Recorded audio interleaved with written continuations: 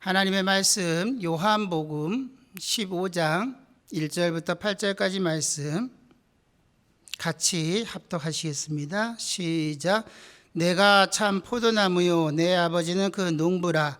무릇 내게 있어 과실을 맺지 아니하는 가지는 아버지께서 이를 제해 버리시고 무릇 과실을 맺는 가지는 더 과실을 맺게 하려 하여 이를 깨끗게 하시느니라. 너희는 내가 일러준 말로 이미 깨끗하였으니 내 안에 거하라. 나도 너희 안에 거하리라.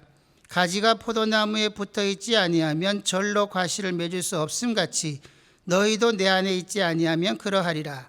나는 포도나무요 너희는 가지니 저가 내 안에 내가 저 안에 있으면 이 사람은 과실을 많이 맺나니 나를 떠나서는 너희가 아무것도 할 수 없음이라.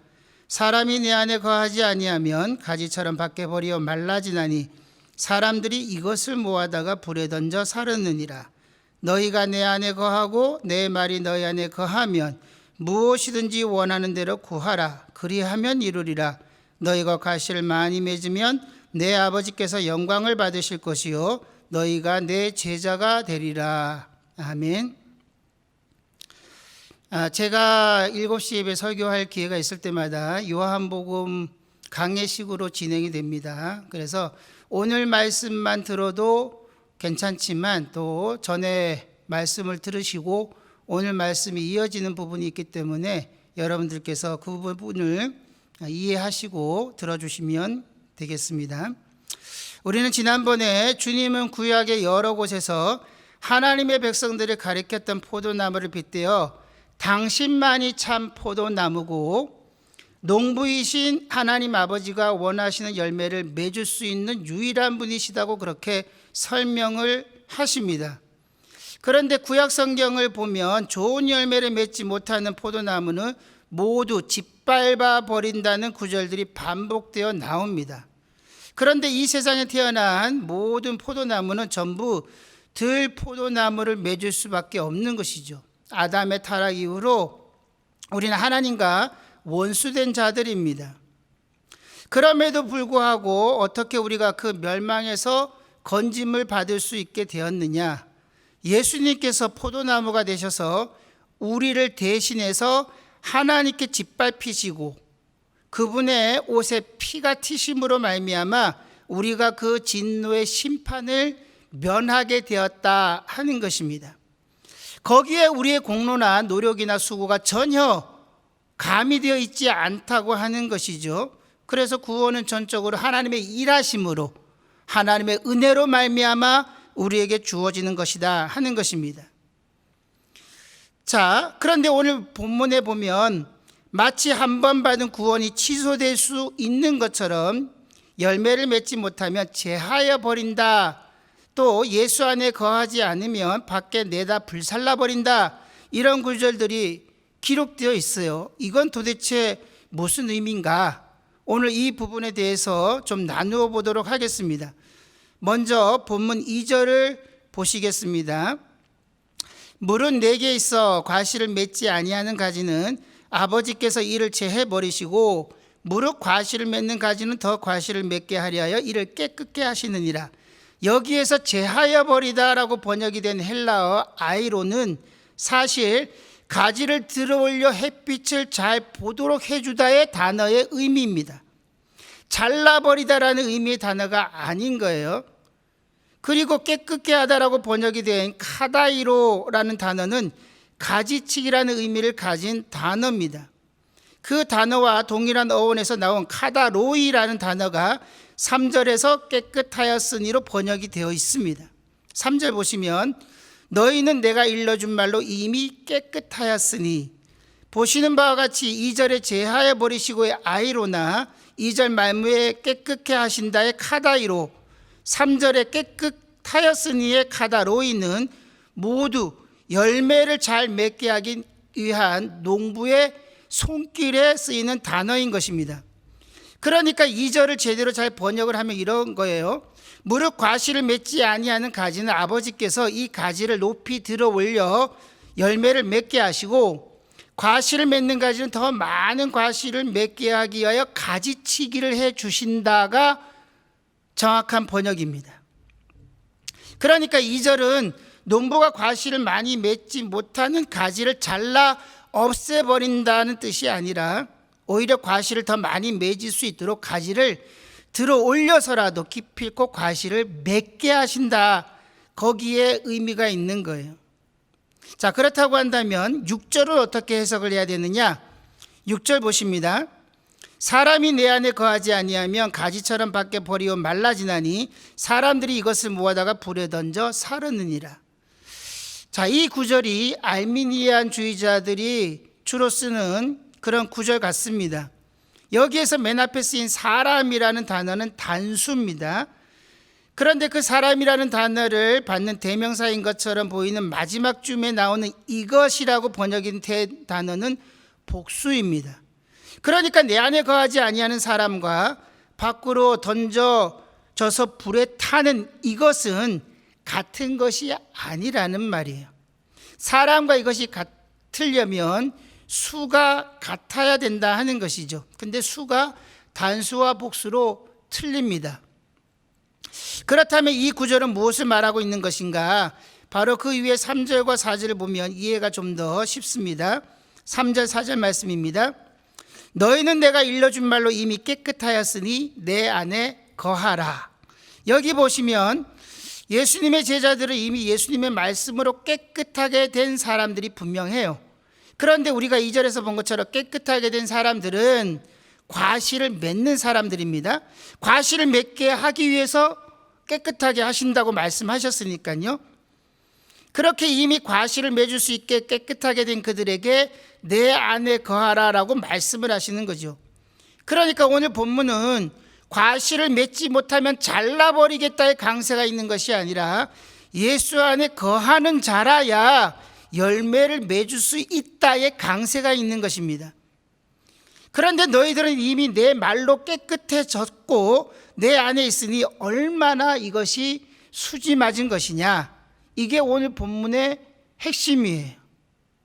그렇게 예수님의 은혜로 예수 안에 들어가게 된 사람들은 당연히 줄기인 예수님 덕분에 열매를 주렁주렁 맺게 된다 하는 것입니다. 그러면 6절은 무슨 뜻인가? 깨끗하게 된 사람이 주님 안에 거하지 않을 수도 있다는 말이냐? 그럴 수는 없죠. 그러나 깨끗하게 된 자들도 마치 주님 안에 거하지 않는 자들의 행동 양식이 아주 우리의 삶 속에서 빈번하게 일어나는 것을 볼 수 있습니다. 우리가 예수를 믿었어요. 이미 구원받은 신분이 완전히 새로워졌어요. 그렇다고 해서 우리의 삶이 완전히 성화가 된 것은 아닌 거죠. 성화가 되어져 가는 과정 속에 있습니다. 그 속에서 어떤 때는 세상 사람들과 같은, 아니 어떠면 세상 사람들보다 더 악한 모습들도 전혀 예수 믿지 않는 자들의 그런 행동 양식도 우리 안에서 덜어 나타나게 되는 것들을 보게 되는 것이죠. 깨끗하게 된 것과 예수님 안에 거하는 것은 동일한 사건으로 보아도 무방하지만 면밀히 분석을 해보면 깨끗하게 된 것이 먼저고 그 다음이 주 안에 거하는 것이 맞습니다. 너희는 이미 깨끗하게 되었다고 선포를 해놓고서는 너희는 내 안에 거하라라고 말씀을 하고 계시니까요. 그러니까 깨끗하게 된 자들이 예수 안에 거함으로 해서 과실이 밖으로 주렁주렁 맺히게 되는 것이죠. 굳이 나누어서 이름을 붙이자면 깨끗하게 된 것은 운명적, 신분적 구원을 말하는 것입니다. already not yet에 해당되는 이미 already, 이미 구원받았다의 신분적 변화를 말하는 거예요. 그리고 주님 안에 거한다라고 하는 것은 신앙생활 속에 나타나는 성화의 모습, 아직 완전한 성화는 이루어지지 않은 not yet에 해당되는 부분인 것이죠. 주님은 지금 포도나무인 자신에게 접붙어져 있는 제자들에게 이미 깨끗하게 된 제자들에게 너희들이 열매를 맺을 수밖에 없는 이유에 대해서 이야기를 하고 계신 것입니다. 하나님의 은혜로 깨끗하게 된 자들은 주님 안에 거하는 자들이고 주님 안에 거하는 자들, 즉 주님이라는 포도나무의 접붙임을 받은 자들은 당연히 열매를 맺게 된다는 것입니다. 그런데 갑자기 당신 안에 들어있지 않는 것들을 밖에 던져 불사르게 하시겠다고 말씀을 하시니까 헷갈리는 거죠. 그런데 불에 살라지는 6절에 이것은 사람을 받는 대명사가 아니라고 말씀을 드렸어요. 그 사람과 관련 있는 어떤 것들이란 말입니다. 결론부터 말씀을 드리자면 밖으로 던져져 불에 살라지는 것은 이미 깨끗함을 받은 이들에게서 나오는 예수님 안에 거하지 않는 다른 어떤 행위들, 그것을 말하는 것입니다. 그 6절을 조금 더 분명하게 이해하기 위해서 고린도전서 3장의 말씀을 보면 수월해집니다. 고린도전서 3장 10절부터 15절의 말씀 제가 읽어드립니다. 내게 주신 하나님의 은혜를 따라 내가 지혜로운 건축자와 같이 터를 닦아두매 다른 이가 그 위에 세우나 그러나 각각 어떻게 그 위에 세우기를 조심할지니라. 이 닦아둔 것 외에 능히 다른 터를 닦아둘 자가 없으니 이 터는 곧 예수 그리스도라. 만일 누구든지 금이나 은이나 보석이나 나무나 풀이나 짚으로 이 터 위에 세우면 각각 공력이 나타날 터인데 그날이 공력을 밝히리니 이는 불로 나타내고 그 불이 각 사람의 공력이 어떠한 것을 시험할 것임이니라. 만일 누구든지 그 위에 세운 공력이 그대로 있으면 상을 받고 누구든지 공력이 불타면 해를 받으리니 그러나 자기는 구원을 얻되 불 가운데서 얻은 것 같으리라. 자, 여기 보시면 예수 그리스도라는 터가 나오고 그 위에 예수 그리스도와 상관없는 금, 은, 보석, 나무, 풀, 집 등의 재료로 집이 세워지는 그림이 그려지고 있습니다. 근데 이것을 우리가 어떻게 해석을 했냐면 금이나 은이나 보석으로 집을 지어야 된다. 불에 타지 않는 우리들의 어떤 행위들, 그리고 나무나 풀이나 짚으로 집을 세우면은 공력이 시험할 텐데 불타 없어지니까 해를 받게 된다. 이런 식으로 나누어서 해석을 했었던 것이죠. 저도 그렇게 설교를 많이 한 것 같습니다. 자, 그런데 본문에서 어디에도 금이나 은이나 보석은 불에 타지 않는다라고 말씀하신 적이 없어요. 그러니까 우리가 자의적으로 그렇게 해석을 했었던 것이죠. 야, 금, 은, 보석은 불이 안 타잖아. 그러니까 우리가 금이나 은이나 보석으로 집을 지어야 되는 거야. 거기에 우리의 행위가 들어가야 되는 것처럼 그렇게 강조를 했었던 것이죠. 그리고 나무나 풀이나 짚으로 집을 지어버리면 다 불타 없어지니까 헛수고한 거 아니냐, 이렇게 해석을 하는 것입니다. 그런데 이것은 주님께서 이 6가지는 구분되어지는 게 아니라 세 개 구분되어지는 것이 아니라 통으로 말씀하신 거예요. 예수 그리스도라는 터 위에 인간들의 노력으로 공로로 세워진 이런 것들, 그 전체를 6개 전체를 싸잡아서 말씀을 하시는 것입니다. 예수 그리스도라는 터에 예수 그리스도 열심에 의해 집이 지어져야 하는데 바리새인들처럼 인간들이 자신들의 노력과 열심과 자격과 조건을 보태려고 시도를 하기 때문에 그러한 것들은 하나님께서 다 태워버리시고 오직 예수와 예수의 공로만을 오롯이 남겨 그들을 하나님 나라에 넣으신다. 바로 이런 의미가 되는 것입니다. 14절과 15절을 잘 이해를 하셔야 이 이야기의 메시지를 바로 이해할 수 있어요. 14절 15절을 잘못 이해를 하면 인간들이 내어놓은 공력이 불에 탈 것도 있고 타지 않을 것도 있으니 불에 타지 않는 공력을 내어놓도록 열심을 내자, 이렇게 해석을 하게 되는 것이죠. 그게 알미니안주의라는 것입니다. 14절과 15절은 반어법으로 이해를 해야 돼요. 그러니까 히브리 문학을 공부하시고, 그러니까 이게 어떤 의미로 해석을 해야 되는지를 조금 우리가 배울 필요가 있는 것이죠. 누구든지 자신이 세운 공력이 불에 타지 않고 남아있을 수 있다면 상을 받게 될 것이다. 그러나 그런 공력이 있을 수 있을까? 그럴 수는 없다. 따라서 너희들이 자신들의 힘과 꾀를 의지하여 예수 그리스도란 터 위에 세운 모든 공력은 다 불에 타버릴 것이다. 따라서 너희는 너희의 가능성을 의지하여 수고를 한 만큼 손해이다.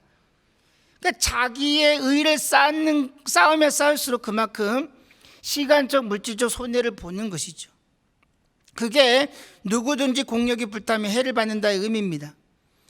그러나 그렇게 너희들이 모든 공력이 불에 타고 오직 예수만으로 구원을 얻는 것이 너희들에게 복이다. 그걸 불 가운데서 얻은 구원이라고 하는 것입니다. 이게 고린도전서 3장 10절부터 15절의 말씀의 내용인 거예요.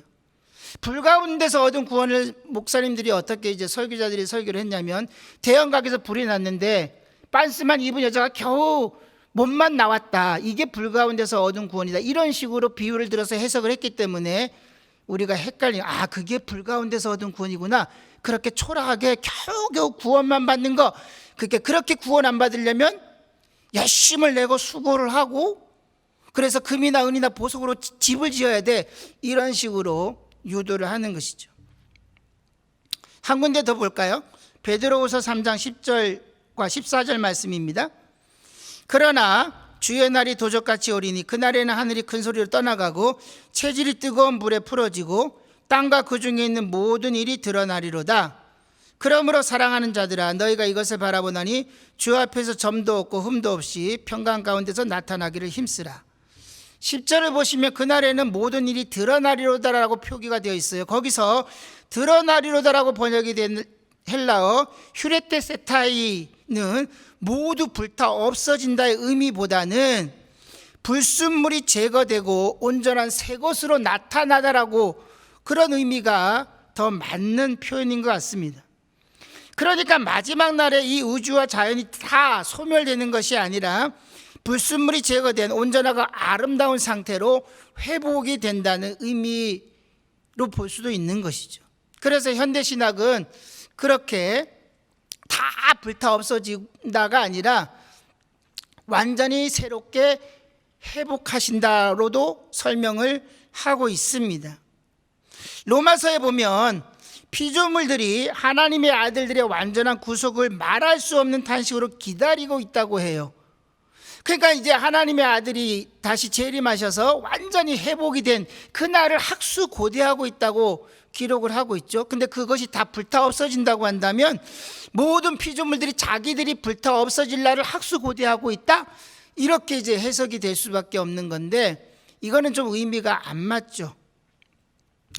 그들의 기다림은 불로 인한 죄와 허물과 저주에서의 회복을 말하는 것입니다. 똑같은 단어가 누가복음 15장에 쓰였습니다. 누가복음 15장 24절 말씀이에요. 이 내 아들은 죽었다가 다시 살아났으며 내가 잃었다가 다시 얻었노라 하니, 여기서 얻었노라라고 번역이 된 단어가 같은 단어입니다. 잃어버린 줄 알았던 것이 새롭게 나타났을 때 사용되는 단어가 휴레테세타이예요. 타락한 것들이 온전히 원래의 목적대로 회복이 된다, 그런 의미입니다. 다시 베드로후서로 돌아가서 그 10절에 드러나리로다, 드러나다라는 단어, 그 다음에 14절에 나타나기를 힘쓰라라는 단어의 그 대조를 보시면 그걸 히브리 사람들이 잘 쓰는 언어 유희라고 합니다. 그러니까 단어를 가지고 대조를 하고 비유를 하고 해서 뭔가를 말하고 싶어하는 그런 이제 문학 기법인 것이죠. 마지막 날에는 모든 것이 하나님의 창조의 목적대로 불로 태워져 왜곡되고 망가진 모습을 벗고 온전하게 완전한 모습으로 드러나 회복이 될 것이므로 너희들도 점도 없고 흠도 없는 자로 나타나기, 드러나기를 힘쓰라, 이런 이제 의미라는 거예요. 10절에 체질이 뜨거운 불에 풀어진다는 어구에서 체질, 그 단어가 스토이케이아라는 단어입니다. 히랍의 스토아 철학에서 나오는 세상을 구성하는 원물질을 가리키는 단어예요. 그 단어의 원물질에 포함되어 있는 것이 땅과 바람과 물과 불입니다. 자, 그 네 물질 가운데서 하나의 불이 나와서 그것을 불사른다는 말은 좀 어색하죠. 그러니까 이미 지금 이 스토이케이아라고 하는 그 단어 속에 그게 의미하는 게 바로 땅과 공기와 물과 불이에요. 근데 거기서 불이 나와서 이것들을 다 살라버린다? 조금 좀 억지스럽죠. 성경에서 이 스토이케이아라는 단어가 율법을 가리키는 초등학문이라는 말에도 쓰입니다. 정사와 권세 등의 하나님의 선한 창조를 대적하고 인간을 죄에 빠뜨리는 부정적인 하늘의 영들을 가리킬 때에도 쓰여요. 자, 그러니까 체질이 불에 풀어진다는 말은 마지막 날에 죄인들을 예수에게로 인도하는 몽화 선생으로서의 율법과 악한 영들이 불타버린다라는 뜻입니다. 다른 말로 하나님의 선한 창조를 대적하고 인간을 죄에 빠뜨리는 부정적인 모든 것들이 다 제거되어지고 온전한 하나님의 나라가 회복이 된다는 의미라는 거죠. 이 세상에서 반창조적인 부정적인 영향을 미치는 악한 영들이 모두 사라지게 될 것이라는 말입니다. 그래서 완전히 새롭게 회복이 된다, 그런 의미인 거예요. 여기 10절에서의 불은 상징적 불입니다. 말라기에 보면 그 의미가 명확하게 나옵니다. 말라기서 3장 2절 3절 말씀입니다. 그의 임하는 날을 누가 능히 당하며 그의 나타나는 때에 누가 능히 서리요. 그는 금을 연단하는 자의 불과 표백하는 자의 잿물과 같을 것이라. 그가 은을 연단하여 깨끗게 하는 자 같이 앉아서 레위 자손을 깨끗게 하되 금은같이 그들을 연단하리니 그들이 의로운 잿물을 나 여호와께 드릴 것이라. 그러니까 마지막 날에 이 세상이 소돔과 고모라처럼 불태워진다는 것은 하나님께서 처음 창조하신 것들을 모두 불태워버리시고 완전한 새 것으로 다시 지으실 것이라는 의미보다는 타락한 인간의 탐욕과 허세로 왜곡이 된 그 첫 창조의 불순물들이 다 제거되어지고 애초에 하나님께서 의도하신 그런 세상으로 회복이 된다, 그런 의미로 볼 수 있다는 것이죠. 성경에 나오는 새하늘과 새 땅에 쓰인 형용사 카이노스는 처음 것과 아무 상관이 없는 완전한 새 것을 말하는 게 아니라 원래 상태에서 어긋나져 있던 것이 다시 원래대로 바로 잡아지는 것을 뜻하는 단어입니다. 그러니까 오늘 본문에 요한복음 15장에 나오는 밖으로 던져져 불에 살라지는 것들은 성도 안에 있는, 그러니까 그 성도 사람을 불태운다는 얘기가 아니라 이미 깨끗해졌는데 그런데도 불구하고 그 안에서 나타나는 불순물들, 더러운 것들, 분명히 구원의 확신이 있어요, 예수 믿어요, 그래도 여전히 세상 사람들과 별반 다르지 않는 더러운 것들이 우리 안에서 종종 나타나는 것들을 볼 수 있습니다. 그러한 것들을 불태운다는 의미라는 것이죠. 예수가 맺어내시는 열매들 말고 예수 안에 거하지 않고 자신의 욕심과 이 세상의 힘의 원리를 쫓아 살면서 내어놓은 모든 악한 열매들을 하나님이 태워버리신다는 거예요. 그것들이 우리의 업적일 수도 있고 종교적 행위일 수도 있고 도덕적이고 윤리적인 착해 보이는 행위일 수도 있습니다. 그러니까 예수 그리스도와 십자가와 상관없이 행해진 인간 측에서 내어놓은 그 무엇도 하나님 앞에 드려질 수가 없다는 것이죠. 따라서 본문 6절에 사람이 내 안에 거하지 아니하면 가지처럼 바뀌어버려 불살라 버릴 것이라는 말은 우리가 하나님의 일을 어떻게 방해를 한다 할지라도 하나님께서 완전하게 완성해 내실 것이라는 말인 것이지, 구원받은 자가 중도에 예수 안에 거하지 않으면 절단내버린다의 의미가 아닌 거예요. 그런 협박이 아니라는 말입니다. 그러면 이제 우리 안에서 예수가 맺으신다는 그 열매의 내용이 뭐냐? 그 열매를 사람들은 이렇게 생각합니다. 선한 일, 착한 일, 도덕적 윤리적으로 합당한 일, 때로는 종교적 열심 등을 예수 안에서 맺는 선한 열매, 그렇게 생각을 해요. 예수님이 말씀하시는 열매가 그런 종교적 열심, 도덕 윤리적으로 착한 것들이라고 한다면 예수님께서 바리새인들에게 이 독사의 자식들아 라고 욕을 하시면 안 되죠. 그들을 가리켜서 열매 없는 무화과 나무다라고 그렇게 빗대어서 말씀을 하신 거잖아요.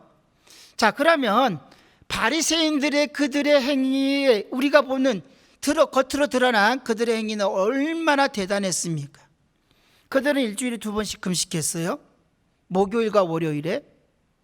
그리고 그 금식하는 그 금액만큼을 가난한 자들을 위해서 구제에 썼어요. 거의 다 바리새인들이 거의 다 그렇게 했어요. 그게 비록 외형적일지라도 그들은 철저하게 그렇게 했습니다. 고아 과부들을 돌아봤어요. 그들은 도덕적 윤리적으로 흠없이 살기 위해서 애썼던 사람들입니다. 그런데도 여전히 내 입에서 거짓말이 나올 때가 있죠. 그래서 바늘로 자기 입을 깨어버리는, 이 거짓말하면 안 되니까 이 입을 깨매야 되겠다. 요즘은 그런 표현 잘 안 쓰는 것 같지만 전에 3, 40년 전만 해도 좀 시골에서 그런 얘기, 저 입을 확 깨매버려야 된다고 그런 얘기 종종 썼던 것 같아요.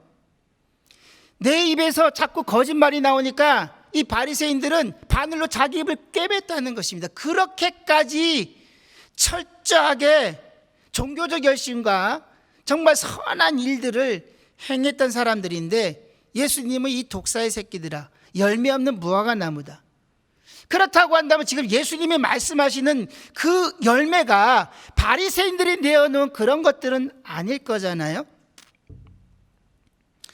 자, 지금 사도 바울의 고백처럼 겉으로 보기에 전혀 흠이 없는 자로 그렇게 바리새인들은 살았습니다. 사도 바울도 그렇게 고백했어요. 나 율법으로 흠 없는 자다. 그럼에도 주님은 그들을 가리켜 열매 없는 무화과 나무라고 하시죠. 그들이 자신들의 힘으로 그 일들을 해내고 있었기 때문에 그렇습니다. 주님께서 성전을 정화하러 올라가실 때 열매 없이 잎사귀만 무성한 무화과 나무를 저주하시죠. 그리고는 율법을 상징하는 옛 성전을 정화하세요. 파괴해버리시죠. 그리고 다시 내려오시면서 저주받은 무화과 나무에 대한 말씀을 또 하세요. 이게 이제 흔히 말하는 히브리 문학 기법의 샌드위치 구조죠. 같은 얘기를 하는 것입니다. 성전은 율법, 즉 인간의 가능성과 이 세상의 힘에 의한 인간들의 구원을 향한 열심을 가리키는 것이죠. 한마디로 말하면 유대주의를 가리키는 거예요, 성전이라고 하는 게. 그래서 예수님께서 이 성전을 헐어버리라 이렇게 말씀을 하신 것이죠. 하나님은 그런 것을 열매로 원하지 않으신다는 말입니다. 그래서 하나님은 그 성전을 부수라고 하신 것이고, 실제로 옛 성전이 예루살렘 성전을 정화하신 거예요. 그것이 바로 잎사귀만 무성한 열매 없는 무화과 나무인 것이죠. 따라서 주님께서 맺으라고 하시는 열매는 서기관들이나 바리새인들이 하나님 앞에 내어놓는 그런 것들은 아니라는 것입니다. 그러면 도대체 뭐냐? 이사야서 5장 7절 말씀 표준 세번역으로 읽어드릴게요. 이스라엘은 만군의 주님의 포도원이고 유다 백성은 주님께서 심으신 포도나무다. 주님께서는 그들이 선한 일 하기를 기대하셨는데 보이는 것은 사료뿐이다. 주님께서는 그들이 옳은 일 하기를 기대하셨는데 들리는 것은 그들에게 희생된 사람들의 울부짖음뿐이다. 잘 보시면 하나님께서 포도나무들에게 선한 일, 옳은 일을 원하셨다고 하시는데, 그 선한 일과 옳은 일이 살육과 전쟁의 반대편에 있는 것을 보게 됩니다. 그러니까 선한 일, 옳은 일은 단순히 착한 일을 이야기하는 것이 아니라 사랑과 관계 회복에 관한 일이라고 하는 것을 알 수 있어요. 그것은 다른 말로 자기만을 사랑하던 자가 자기를 부인하고 나 위에 다른 존재를 위해 자신을 비우는 일을 말하는 것입니다. 쉽게 얘기하면 왕의 자리에 올라있던 자가 그 왕의 자리에서 내려오는, 자기를 부인하는, 자기 외의 모든 자들을 경쟁의 대상으로 여기고 어떻게 해서든지 그들을 짓밟고 내가 올라서서 내가 왕이 되어야 돼라고 생각했던 거기서 내려오는 것, 그것을 열매라고 하는 거예요. 그러니까 쉽게 얘기하면 주님께서 지금 말씀하시는 열매는 그런 무슨 도덕적, 윤리적, 종교적 열심, 바리새인들 서기관들이 내어놓는 그런 것들을 말하는 게 아니라 주님이 원하시는 열매는 뭐다? 자기 부인이다 하는 것입니다. 바리새인들이 제일 하기 어려운 게 뭐예요? 자기를 부인하는 거예요. 십자가가 뭡니까? 자기를 부인하는 거죠. 기독교의 핵심이 뭡니까? 자기를 부인하는 거예요. 우리는 교회를 다니고 예수를 믿는다고 하면서 그분의 가르침을 따른다고 하면서도 여전히 종교적 열심은 대단해요. 금식도 하고 철야도 하고 헌금도 많이 내고, 근데 그 속에 다 뭐가 있어요? 내 의가 있어요. 바리새인과 다를 게 없죠. 자기를 부인하지 않습니다. 부인할 능력이 없어.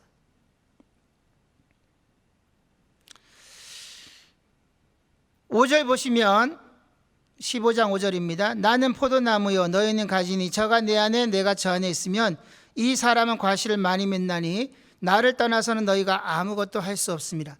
주님께서 말씀하시길 예수라는 포도나무에 붙어 있기만 하면 그 가지는 과실을 많이 맺을 수 있답니다. 그런데 우리는 이미 예수님에게 접붙어져 있는 성도들이죠. 여기에서 내 안에 있다라고 번역이 된 헬라어 메노는 거하다라는 말로도 번역이 되어 12절까지 무려 11번이나 쓰입니다. 그 단어는 영주권을 가진 시민이 한 곳에 영원히 정착해 있는 의미를 말하는 거예요. 그러니까 주님께서 우리 안에, 우리를 성전 삼으시고 우리 안에 메노 거하신다는 거예요. 근데 한 번 거하시면 영원히 떠나지 않으신다는 의미인 것입니다. 그렇게 주님 안에 거하게 된 성도는 반드시 과실을 맺을 수밖에 없게 된다 하는 것이죠. 왜? 주님이 그 안에 거하시니까. 열매 누가 맺어요? 내가 맺어요? 주님이 내 안에서 일하심으로 주님이 맺으시는 것이죠. 주님이 아름다운 열매, 주님이 하나님이 원하시는 게 열매잖아요. 그게 영광이잖아요. 그것을 주님이 내 안에서 맺으시려고 성령을 보내주셔서 우리 안에서 그것을 맺게 하시려고 나 자신을 자꾸 부인케 하시는, 그리고 예수가 내 안에서, 우리가 많은 일들을 했어요. 근데 나중에 간증할 때 뭐라고 합니까? 내가 한 게 아니라 다 하나님이 하셨어요. 주님이 하신 것입니다. 실제로 그런 것이죠. 나의 수고와 노력이 있지만 그러나 그 근원에는 주님이 일하심이 있었던 거예요. 주님이 맺으시는 열매를 말하는 것입니다. 여기서 잠깐 사족을 달아 왜 예수님께서 젖붙임이라는 포도의 번식 방법을 예로 들어 구원과 은혜를 설명하시는지 잠깐 보겠습니다. 포도나무는 보통 두 가지 방법으로 번식이 됩니다. 하나는 커팅이라는 방법인데 그건 말 그대로 가지를 잘라서 땅에다 심는 것을 말해요. 주로 쓰이는 방법이죠. 또 다른 방법이 바로 접목입니다. 좋은 포도나무의 가지를 이미 포도원에 심겨져 있는 포도나무의 줄기에 접목시키는 방법이에요. 그런데 굳이 이 커팅이라는 방법이 많이 쓰이는데 예수님께서는 접목이라고 하는 단어를, 그런 방법을 들어서 설명을 하신 이유가 있겠죠. 그 나무를 심으려는 토양에 이미 잘 적응한 뿌리가 있어요. 그러니까 새로 가지를 잘라다 심으면 그 토양에 적응해야 되죠. 그래서 죽기도 하죠. 그런데 이미 그 토양에서 잘 자라고 있는 건강한 뿌리를 가지고 있는 포도나무가 있는 것이죠. 거기에 좋은 포도나무 가지를 접목시켜서 좋은 열매를 맺으시는 바로 그런 방법입니다. 자, 우리는 우리의 모습 그대로 절대 하나님의 나라에 들어가기가 어려워요. 주님이 원하시는 열매를 맺어내기가 어렵죠. 이렇게 무력하고 더러우며 지저분한 우리가 하나님 나라라는 토양에서 무럭무럭 그 나라의 풍요를 먹으며 과실을 맺기 위해서는 예수라는 하나님 나라의 토지에 뿌리를 굳게 받고 있는 예수에게 그 줄기에 접목되어지는 방법뿐이다 하는 것입니다. 그래서 굳이 접붙임이라는 방법으로 지금 구원과 은혜를 설명하고 계시는 거예요. 자, 아무튼 본문 5절을 우리가 예수님 안에 있으면 자연스럽게 과실을 많이 맺게 된다는 것을 말하고 있습니다. 그 구절과 연결해서 8절을 보실게요. 너희가 과실을 많이 맺으면 내 아버지께서 영광을 받으실 것이요 너희가 내 제자가 되리라. 여기에 보시면 5절까지 너희가 예수 안에 있으면 자연스럽게 과실을 많이 맺게 된다고 하신 후에 너희가 과실을 많이 맺으면 내 아버지께서 영광을 받으실 것이다, 이렇게 연결을 합니다. 잠깐 이해를 돕기 위해서 뒤에서부터 거꾸로 한번 짚어 올라가 볼게요. 가지가 과실을 많이 맺으면 아버지 하나님께서 영광을 받으신답니다. 그러니까 과실은 하나님의 영광과 밀접한 관련이 있다고 하는 것을 알 수 있는 것이죠. 그런데 13장에 하나님께서 영광을 얻으시는 대목이 있어요. 요한복음 13장 1절 2절 말씀입니다. 6월절 전에 예수께서 자기가 세상을 떠나 아버지께로 돌아가실 때가 이른 줄 아시고 세상에 있는 자기 사람들을 사랑하시되 끝까지 사랑하시니라.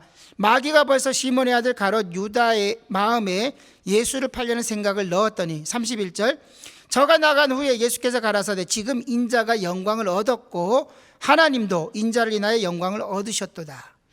자, 보시다시피 예수님께서 하나님의 말씀에 순종하여 자신의 목숨을 내어놓는 그 일이, 십자가에서 죽으시는 그 일이 하나님께 영광이 되는 일이었습니다. 자신을 비우고 자신의 뜻이 아닌 아버지의 뜻에 목숨을 걸고 순종하신 그 일이 하나님께 영광이 된다는 말이죠. 다시 15장으로 돌아와서 8절 이하를 보시겠습니다. 8절부터 10절까지. 너희가 과실을 많이 맺으면 내 아버지께서 영광을 받으실 것이요 너희가 내 제자가 되리라. 아버지께서 나를 사랑하신 것 같이 나도 너희를 사랑하였으니 나의 사랑 안에 거하라. 내가 아버지의 계명을 지켜 그의 사랑 안에 거하는 것 같이 너희도 내 계명을 지키면 내 사랑 안에 거하리라. 그러니까 13장의 말씀과 15장의 8절 이하의 말씀을 종합해 보면 예수님께서 아버지의 말씀에 순종하여 십자가를 지신 것은 주님이 아버지를 사랑하셔서 아버지의 계명을 지키신 일입니다. 그리고 그 일이 아버지께 영광이 되는 일이었어요. 그런데 15장 8절을 보시면 주님께서 우리에게 하나님 아버지께 영광이 되는 과실을 맺으라고 하십니다. 그게 포도나무에 붙어 있는 가지들이 맺는 좋은 열매라는 거예요. 그렇다면 우리에게 무엇을 하라고 하시는 말씀인가요?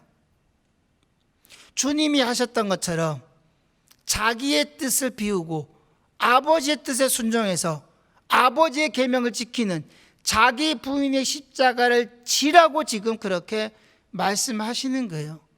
예수님은 계속해서 한 가지만을 말씀하세요. 똑같은 것을 반복해서 말씀하세요. 여러 가지 비유를 들어 말씀하시지만 결론은 내가 한 것처럼 하라는 거예요. 내가 어떻게 했느냐? 아버지의 계명에 순종해서 내가 죽기까지 내 뜻을 포기하고 아버지의 뜻을 따랐다. 나를 부인했다. 그게 십자가다. 그게 열매 맺는 거다. 그게 하나님께 영광이 되는 거다. 너희 안에 그 열매를 맺게 하기 위해서 내가 성령을 보내줄 거다. 그러니 무엇이든지 구하면 들어주겠다. 이렇게 연결이 되는 거예요. 요한복음 전체는 한 가지 얘기를 계속해서 하는 거죠. 아니, 성경 전체가 한 가지 얘기를 하는 것이죠. 성경을 해석할 때에 여러 가지로 해석을 하긴 하지만 예수 그리스도 십자가로 해석을 하는 것입니다. 그게 하나님의 나라인 거고요. 자기 자신을 사랑하던 이기적 자아에서 벗어나서 모든 죄인들의 특성이 뭡니까? 나를 사랑하는 거예요. 그런데 예수를 믿게 되면 나보다 더 하나님을 사랑하게 되는 거죠. 아니, 자기를 포기하고 원수를 사랑하게도 된대요. 어떻게 그럴 수 있습니까? 예수가 내 안에서 그 일을 행하시기 때문에. 그걸 위해서 우리가 하나님 앞에 기도하는 거 아니겠어요? 우리가 왜 기도합니까? 이 땅에서 내 모든 소원 다 들어주시라고? 부귀영화 마음껏 누리고 건강하게 오래오래 살다가 죽을 때도 편안하게 죽게 해달라고? 그게 주님이 원하시는 열매예요? 모든 인간들은 자기 자신을 아끼고 사랑하고 결국은 자기 사랑입니다. 권력 추구, 돈 추구, 명예, 다 자기가 자기를 보호하는, 자기를 완성시키려고 하는, 내가 세상의 중심이 되고 내가 왕이 되어야 돼, 모든 것은 나로 말미암아 이루어져야 돼 라고 생각하는 그거, 나 중심의 사고방식. 그런데 나 중심에서 다른 사람 중심이 되면 그걸 힘들어하죠. 내가 중심이 돼야 되는데. 근데 우리 삶의 중심 예수 그리스도라고 우리가 2020년 표가 있어요. 내 삶의 중심이 예수가 되어야 되는데 여전히 내가 중심이 되어서 나 하고 살아갑니다. 그걸 위해서 겉으로는 종교적 행위들을 해요. 근데 그게 주님이 원하신 열매가 아니래요. 내가 너희를 이미 깨끗하게 했다. 내 안에 거하라. 그러면 자연히 나로 말미암아 내가 너 안에 거하기 때문에 내가 일함으로 너희가 열매를 맺게 될 것이다. 근데 그 열매는 뭐예요? 자기 부인이에요. 주님, 내 뜻이 있지만 그러나 이거 포기하고 주님의 뜻을 따를게요. 그게 열매라는 것입니다. 다른 종교적인 어떤 행위를 말하는 게 아니에요. 자기 자신을 부인하는 거. 그게 열매라는 거예요. 그게 하나님께 영광이 되는데, 내가 나 자신을 부인하고 주님의 뜻을 쫓아가는 게 하나님께 영광이 돼. 그게 주님이 하신 일이라는 거예요. 타락하기 전에는 우리가 그렇게 살았어요. 그런데 타락하고 나서는 하나님을 잃어버린 나는 내가 세상의 중심, 내가 선악 판단의 기준, 내가 옳다 하면 옳은 거고 내가 그러다고 판단하면 그런 거야. 이렇게 변해가는 것이죠. 우리가 이것을 합의했잖아. 이렇게 하면 돼. 인간의 기준으로. 하나님의 뜻은 난 모르겠어요. 난 상관 안 해. 14장 12절 14절 보십니다. 내가 진실로 진실로 너에게 이르노니 나를 믿는 자는 나의 하는 일을 저도 할 것이요 또한 이보다 큰 것도 하리니 이는 내가 아버지께로 감이니라. 너희가 내 이름으로 무엇을 구하든지 내가 시행하리니 이는 아버지로 하여금 아들을 인하여 영광을 얻으시게 하려 함이라. 내 이름으로 무엇이든지 내게 구하면 내가 시행하리라. 그러니까 예수 이름으로 무엇이든지 구하면 들어주신다인데, 근데 그 구하는 것이 뭐예요? 하나님께 영광이 되는 일이라는 거예요. 그것을 위해서 구하면 다 들어주시겠다는 거예요. 근데 하나님께 영광이 되는 그 열매가 뭐예요? 자기 부인이에요. 네가 네 자신을 부인하고 하나님의 나라와 의를 위해서 구한다면 뭐든지 구해. 내가 들어줄게. 우리가 그렇게 예수의 과실을 쫓아 아버지의 영광을 위한 열매를 맺을 수 있는 근거를 예수님께서 제시하고 계시죠. 내가 아버지께로 간다. 가서 성령을 너에게 보내줄 거다. 그러니까 우리가 예수가 맺으신 과실과 같은 순종, 자기 부인의 과실을 맺을 수 있는 유일한 근거는 성령의 내주하심이라는 거예요. 그리고는 기도를 하라고 하시고 그 기도는 무엇이든지 다 들어주시겠다고 하십니다. 무엇을 구하는 기도를 하라는 것일까요? 지금 하나님의 영광에 관한 이야기를 계속 하고 있잖아요. 그러니까 지금 주님은 하나님의 영광을 위한 순종, 자기 부인에 관한 모든 것을 구하라는 것입니다. 그러면 다 들어줄게. 그리고는 13절에서 그 가지들이 구하는 모든 것을 다 시행하실 것에 대한 이유를 아버지로 하여금 아들을 인하여 영광을 얻으시게 하기 위함이라고 말씀을 하십니다. 그러니까 하나님 아버지의 영광에 관한 모든 기도는 다 들어주시겠다는 거예요. 하나님의 영광을 위한 기도는 다 들어주시겠다는. 근데 우리가 기도하는 것의 많은 부분들이 하나님의 영광을 위한 것이라고 말할 수 있습니까? 아니잖아요. 백에 하나 될까 말까잖아요. 그러면서 하나님 왜 내 기도 안 들어주세요? 내가 이렇게 눈물을 흘리면서 금식하면서 철야하면서 기도했는데 왜 내 기도 안 들어주세요? 겉으로는 하나님의 영광을 위한 것 같은데 거기 보니까 자기 의가 있어요. 나의 만족이 있어요. 사람들은 잘 모르죠.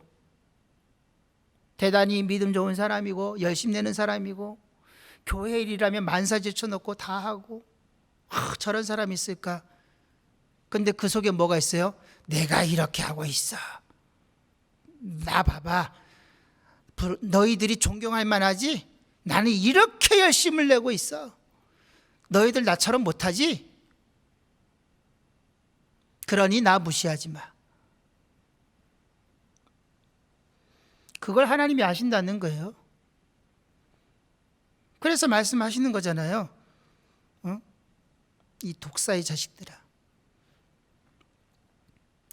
자신들의 힘과 수고와 노력으로 뭔가를 열매 맺으려 하는 것들은 다 불에 타 없어진다. 그게 금, 은, 보석, 나무, 풀집, 예수로 말미암지 않은 인간들이 만들어 놓은 그 어떤 행위들은 다 불타 없어진다는 거예요. 이미 우리가 예수 안에 들어가 있지만 그러나 여전히 우리 안에서 내가 정말 예수 믿는 사람이에요. 구원의 확신이 있어요. 지금 죽어도 구원받는 게 분명해요. 그런데도 여전히 내 안에서 드러나는 이런 불순물들, 세상 사람들과 별반 다르지 않는 악한 것들, 그런 것들을 불에 살라버리시겠다고 말씀하시는 거예요. 그래서 우리가 성령의 인도를 받으면 이 땅에서 자꾸 고민이 되고 갈등이 되고 고난이 되고 그 속에서 나의 욕심, 나의 자아성취가 있고 하나님의 뜻대로 해야 되는 그것이 서로 내 안에서 서로 갈등하기 때문에 기도하는 것입니다. 하나님, 내 원대로 마옵시고 아버지의 원대로 되기를 원합니다. 근데 내 자아를 죽이기가 너무 힘들어요. 사람들 앞에서 무시받는 내가 너무 힘들어요. 내 의를 강변하고 싶어요. 나 이렇게 열심히 하고 있다고 말하고 싶어요. 사람들이 나를 인정해 주기를 원해요. 때로는 억울한 일을 당하기도 합니다. 모함을 받기도 해요. 항변하고 싶고 따지고 싶고. 근데 주님은 그렇게 안 하셨다는 게 문제예요. 그리고 우리에게 계속 말씀하셔. 너도 그렇게 하지 마라. 근데 그렇게 하면 세상에서 무시당해요. 교회에서도 무시당해요. 오해받아요. 저거 지가 뭔 잘못을 했으니까 저렇게 가만히 있다 보고 있지. 안 그러면 왜 그러겠어? 그러니 말해야 돼. 그래서 고민하는 거예요. 이걸 말해야 되나? 아니면은 주님이 아시니까 그냥 이것도 참고 가야 되나? 자기를 부인한다는 게 얼마나 힘듭니까? 이 세상에서 제일로 힘든 게 뭐예요? 자기 부인. 나도 이름이 있고 명예가 있고 나도 가족이 있고 나를 사랑해주고 아껴주는 사람들이 있는데 내가 그런 모함과 오해를 받고 그것 때문에 막 이렇게 된다고 할 때에 죽으면 죽으리라고 할 수 있겠어요? 못할 것 같아요. 오늘 본문의 말씀은 우리가 열매를 맺지 않으면 중간에 잘라버리겠다는 그런 협박이 아닙니다. 오히려 주님은 두려워 떨고 있는 제자들, 지금 제자들이 두려워 떨고 내가 이제 죽으러 간다 하니까 떨고 있잖아요. 그래서 뭐라고 말씀하세요? 걱정하지 마라, 근심하지 마라. 내가 떠나가는 것이 유익이다. 가면 내가 아버지께 구할 성령을 보내줄게. 성령이 임하시면 내가 하는 일 너희도 할 것이고 이보다 더 큰 일도 할 것이고 정말 네 자신을 부인하고 그렇게 주님이 원하시는 정말 아름다운 열매를 맺을 수 있도록 성령께서 역사하실 거야. 그러니 안심해. 내 안에 거하기만 하면 내게 접붙여져 있기만 하면 열매를 맺을 수 있어. 키포인트가 있는 거예요. 열매 안 맺으면 잘라버린다. 그러니 선한 일 해라가 아닌 거예요. 어떤 상황 속에 처해 있다 할지라도 예수에게만 꼭 붙어 있으면 열매를 맺을 수 있다가 오늘 본문의 말씀입니다. 그러니 협박이 아니에요. 너 열매 안 맺으면 잘라버린다, 불에 던져버린다, 우리를 불에 던진. 아니 왜 그럴 것 같으면 왜 깨끗게 하셨어요? 왜 내 안에 거하라고 말씀하세요? 그런 의미가 아니고 걱정하지 마라, 도리어 용기를 북돋워주는 그런 말씀이라는 것이죠. 우리가 지금은 힘들고 어렵지만 분명히 기억해야 할 것은 주님의 공로로 우리가 깨끗해졌고 주 안에 거함으로 하나님께서 우리를 돌보고 계시다고 하는 분명한 사실입니다. 그래서 염려, 걱정, 일랑 다 떠나보내시고 오늘도 감사함으로 찬송함으로 그렇게 승리하시는 저와 여러분들 되기를 예수님의 이름으로 축복합니다. 우리 시간 다 같이 기도하시겠습니다. 기도하실 때에 하나님 아버지, 주님이 원하시는 열매가 뭔지, 주님이 우리 안에서 반드시 맺으시겠다고 하는 그 열매가 뭔지 우리가 분명히 알았으니 또 이 말씀이 열매 맺지 않으면 제하여 버리고 불에 살라버린다는 말씀이 아니라 열매를 잘 맺게 가지치기를 하고 들어 올려서 풍성한 열매를 맺게 하신다는 정반대의 말씀이라고 하는 거, 우리를 어떻게 해서든지 이끌어 가시겠다고 하는, 그러니 안심하라고 말씀하시는, 내게만 붙어 있으면 너희가 열매를 맺을 거라고 말씀하시는 위로의 말씀인 줄 알고, 하나님 아버지, 코로나 때문에 힘들고 이것 때문에 힘들고 정치 때문에 힘들고 뭐 때문에 힘들고 힘든 게 너무나 많지만, 그렇지만 그럼에도 불구하고 내가 예수 안에 있으므로 나는 승리할 것이다. 주님이 나와 함께 하심으로 참으로 내 자신을 오늘도 부인하고 주님이 원하시는 열매를 맺게 하실 것이라고 그렇게 믿고 나아가는 우리의 삶이 되어지도록, 오직 성령의 인도함을 받는 우리 모두가 되어지도록 역사해달라고 우리 예수의 한번 부르시고 기도합니다.